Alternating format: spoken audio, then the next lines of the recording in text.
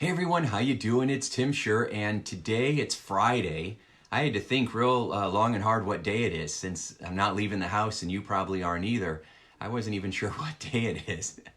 But I wanted to share with you some insights, some inspiration, some motivation to help you feel calm, confident, secure, relaxed, resourceful, and in control. And then I have something that I want to give you. I've got a gift for you that I want to share. Whenever we have a situation that is out of our control, we have a couple of things that we can do, right? We can decide to make ourselves feel safe, or we can decide to scare ourselves. Your mind is designed to prepare you, but you can use it to scare you. And there are 4 attitudes that you can adopt that will help you or hurt you, depending on which one you choose to use. So I want to start with a story, right? There's this story about this dad that had 2 boys, and one, he said, was really optimistic. No matter what you would say to this person, they would look for the silver lining. But his other son was really pessimistic. No matter what you said to him, he would always find the, sad thing about it. And so he thought, I'm going to do something to change that. I'm going to change that inside of, my boys. Maybe it's not so good that they're so extreme one way or another. So while his boys were asleep that night, he snuck up and he walked into his optimistic son's room, and he put a whole pile of horse poo all over the place. I know, that sounds gross. But he just covered the room in horse poo, and he thought, that ought to calm him down.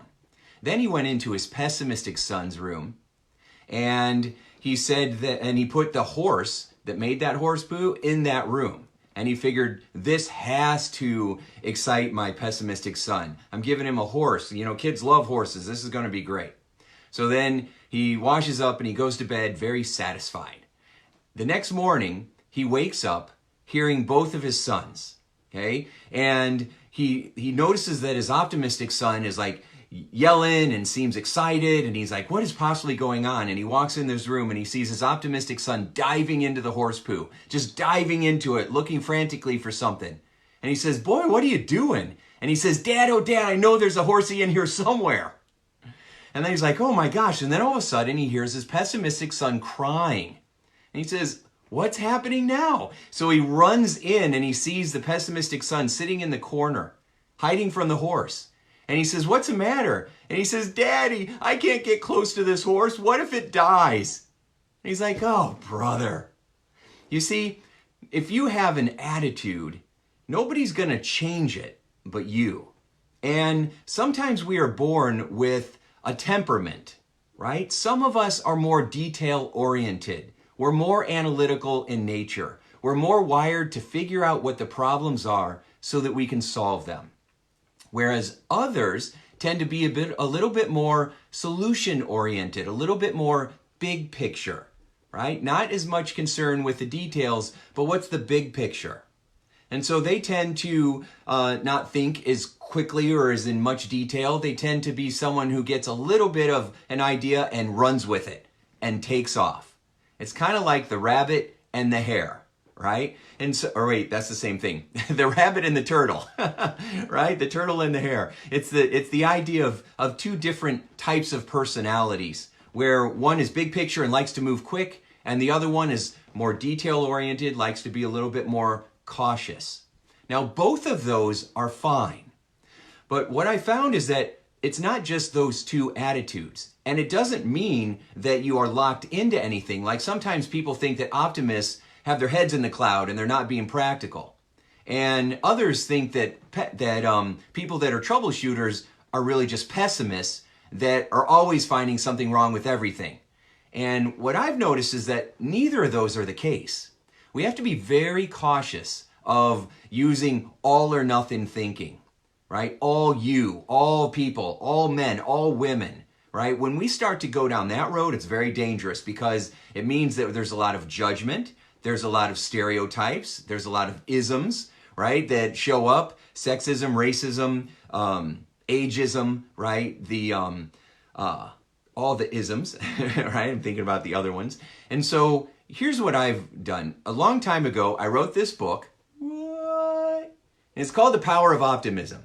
Now, I wrote it a long time ago, and in some ways, I wish I could go back and change the book, okay? Because there's also power in what I call troubleshooting as well.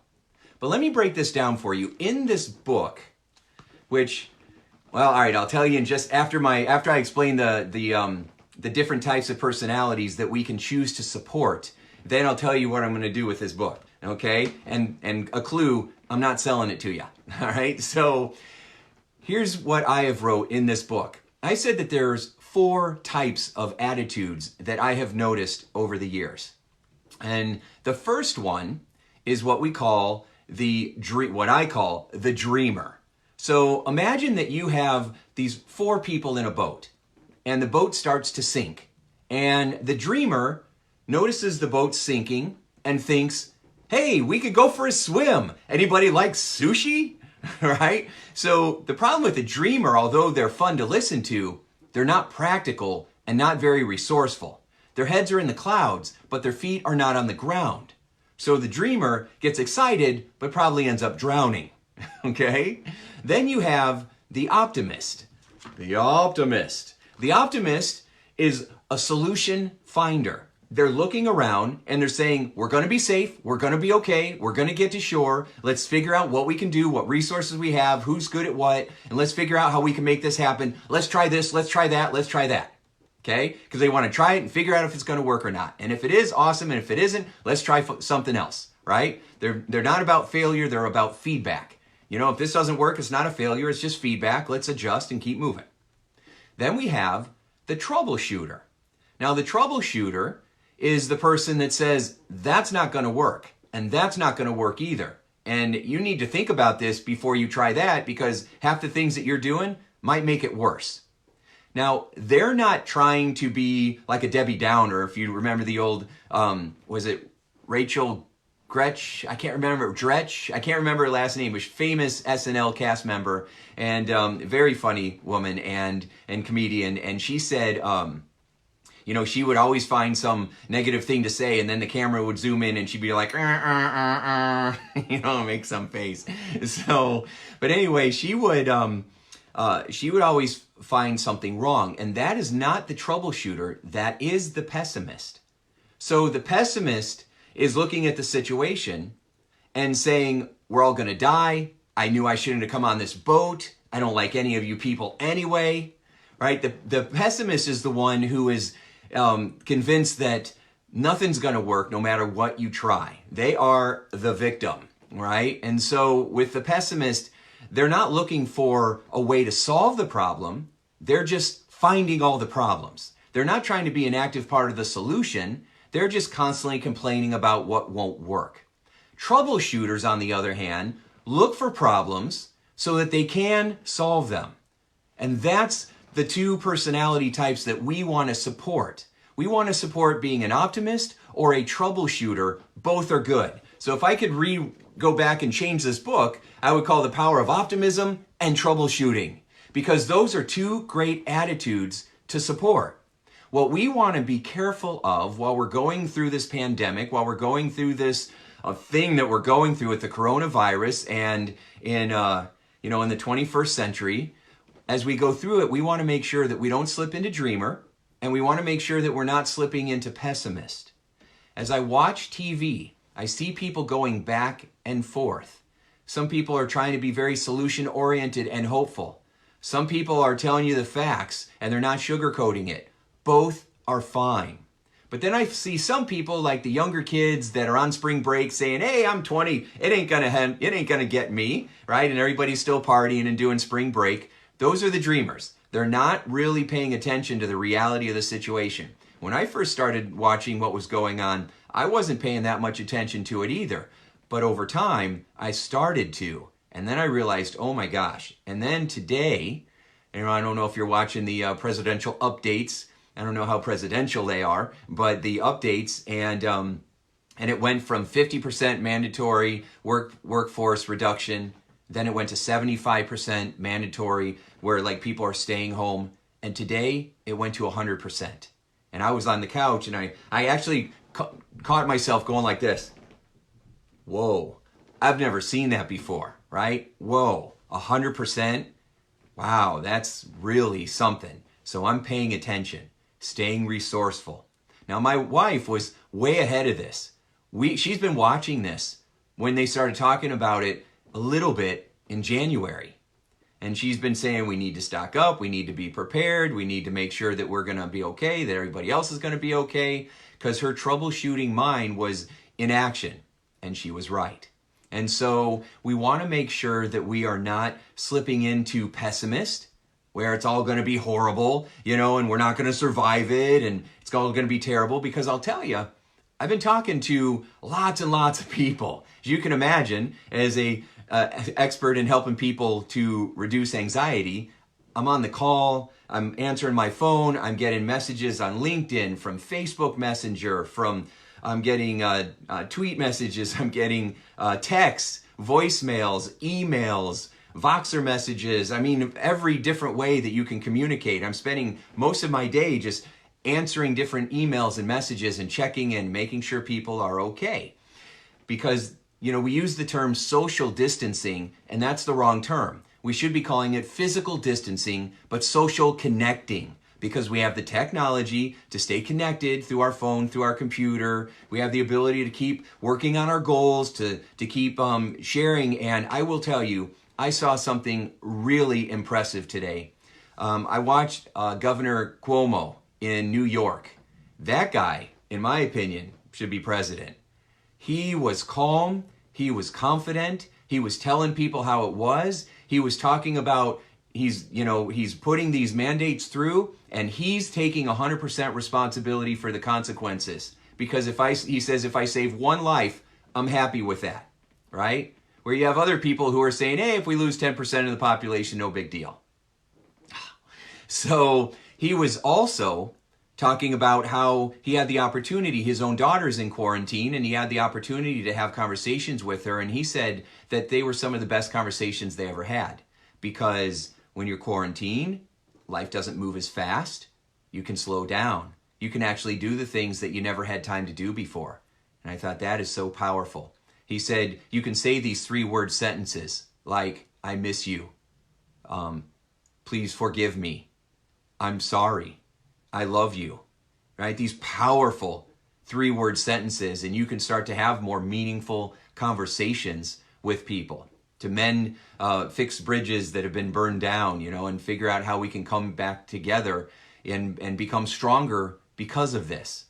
People have always said that we needed, I remember Ronald Reagan on TV saying that we needed an alien attack to be able to unite us as one people. So we had one common enemy. Right? And then we could come together instead of separating ourselves by what religion we're in, or what political group we're a part of, or what country we live in. We're all citizens of Earth. And if we addressed each other in that way, then it would be a pretty amazing world that we live in. Well, we are under attack, but it's not from something alien. It's from something here on Earth, this COVID-19, this coronavirus, right? And so I'm thinking that there can be, a really good thing that comes from this. Of course there's hardship. Of course there's, fear. I've had it too. I've been through this with 9/11, and I've been through this just from being broke. I've been through this from not knowing how to run my business. I've been, I've gone through so many challenges being in business for 25 years. And I've worked so hard over the last few years of developing inner peace that as we go through these changes, I'm feeling peaceful. And I might not have any clients. I'm not going into my office. I have a little bit of money that I've saved in the bank, but I was paying off a lot of debt. I was, we had put in a pool. We had spent a whole bunch of money. We had a downturn with in business, it goes up and down. It's never like this. It goes up, you're growing, it levels off, it backs down, then you have to reinvent yourself and it goes back up. Well, the last several years have been down for me. And then it was starting to pick back up. I booked a whole bunch of keynotes. I had a whole bunch of speaking engagements. They've all been canceled or pushed to next year. but that's next year, right? So I could be freaking out. I could be thinking, am I going to lose my practice again? Or what am I going to do?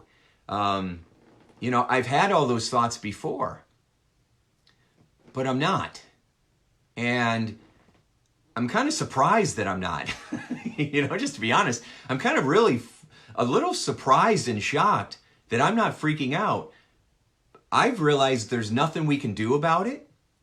So we might as well enjoy whatever we're doing. And that is in perfect alignment with what I've been saying for years.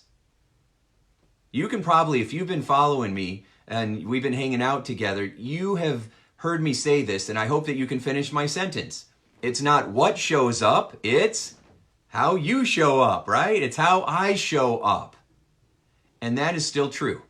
You can show up right now having an attitude of a dreamer and then run around and go outside and go visit people and end up having a whole bunch of problems for you or those that you visited, which would be a mistake.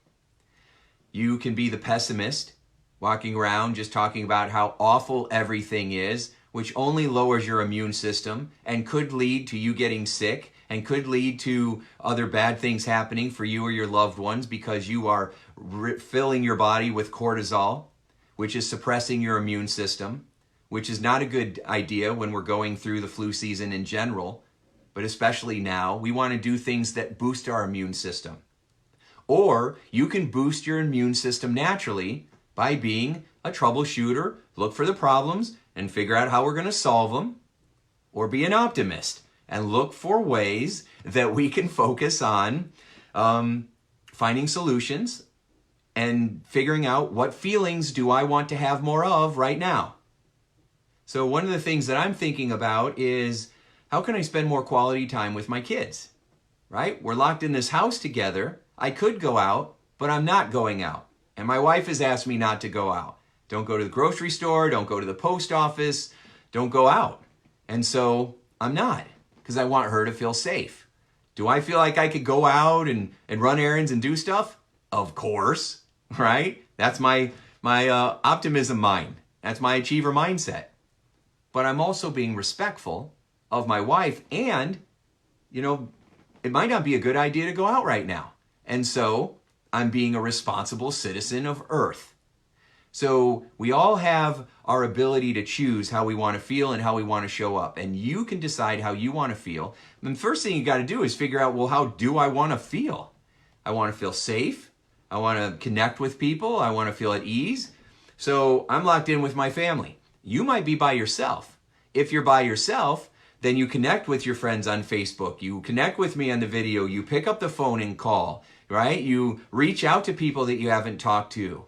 You do these things, right? That helps you to stay connected. Maybe you weren't doing it before, but now you can. And that's awesome. So the things that we didn't have time for before, now we have the time. If you're cooped up in your house, do some exercise, right? Get your fitness on. Turn some music on. Get on YouTube. There's a million fitness videos out there. And start using the opportunity to get your body in shape. Because eventually this is going to pass over. And we're going to all be outside and we're all going to want to go out and have fun. And how do you want to show up at the end of this? Do you want to show up being 30 pounds overweight? Or do you want to show up looking good and feeling good and coming out of this and people are like, wow, what's going on with you?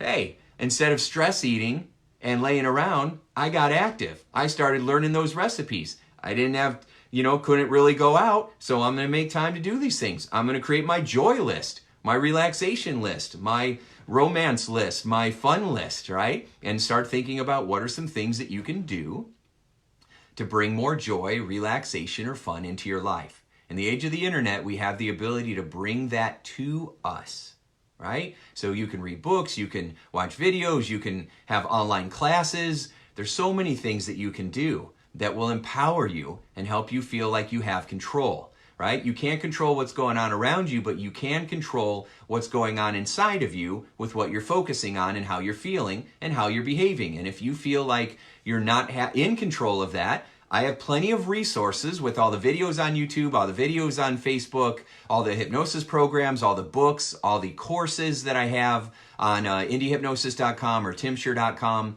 Or if you're not sure, then you call me and I'll help you figure it out. I'll point you in the right direction. Now, I said that if you hung out with me, I would give you a free gift, and that's what I'm going to do. So I created an audiobook version of The Power of Optimism a long time ago and added some additional stuff on there. I am going to, bumped the camera. I am going to upload that audio program, that audio course to YouTube.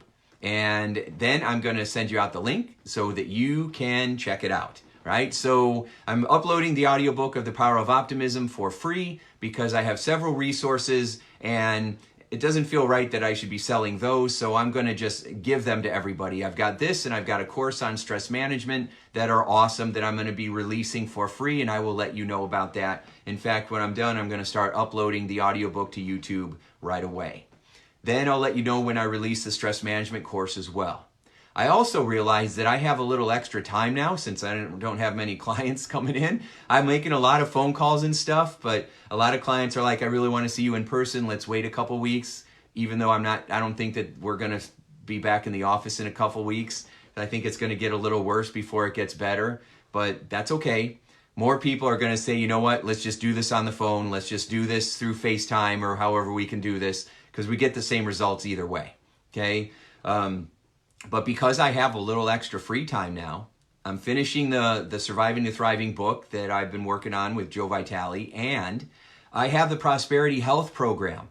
You know, in my Surviving to Thriving course, there was 5 modules. One was for mindset, the other one was Prosperity Health, the third one was Prosperity Prosperity Money, you know, then it was Prosperity Relationships, and then the 5th one was Inner Peace. That was like the spiritual prosperity.